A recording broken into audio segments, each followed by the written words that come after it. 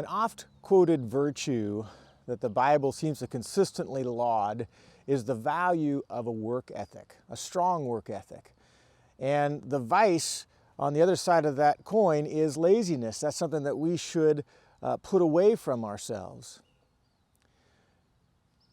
But a Christian virtue of hard work is not enough.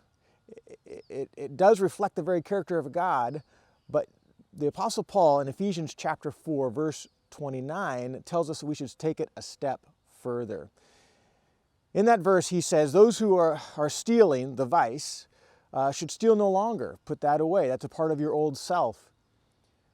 But instead, we should labor, work hard, have a strong work ethic, producing something that is good, valuable with our own hands. There's our work ethic, but then he takes it a step further. He says, for this purpose, so that we are able to share something with someone else who is in need. So this requires from us an examination of our lifestyle, really. Because a lot of us could say that we are working hard, that we have a good, strong work ethic, we're providing for our families or our own needs.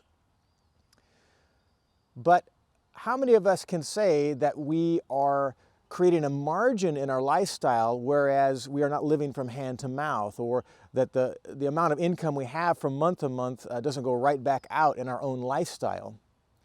So the biblical virtue is beyond the value of a strong work ethic. It is to be generous, which is also a characteristic of God himself, who is so generous in his love and his providence on our behalf. And sending his son Jesus to die on the cross is a prime example of God's love and generosity to forgive us. And so we in turn should forgive others. This comes right down to even our lifestyle. So the exhortation here is to live with margin.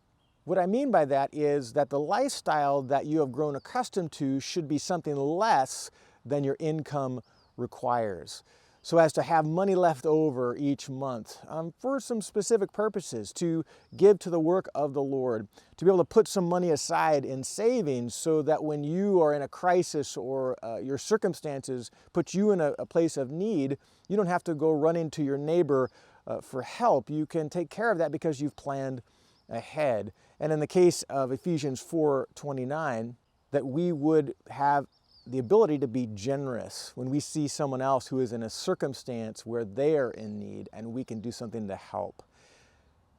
This is what builds a strong Christian community. This is what builds a strong community in any society, but one that should be very characteristic of any Christian community of faith. So the encouragement, I suppose, from this is that we should be examining today our lifestyle. Are we living a life that we are spending all of our income and that which we produce with our hands on ourselves? Or are we leaving a margin so that we can be generous with others? This upcoming Sunday, we will be continuing in our study of Ephesians chapter 5, verses 1 through 21. Pastor Logan is going to be teaching this upcoming Sunday. So I want to encourage you to read ahead in the passage if you're preparing for Sunday morning, and we'll see you then.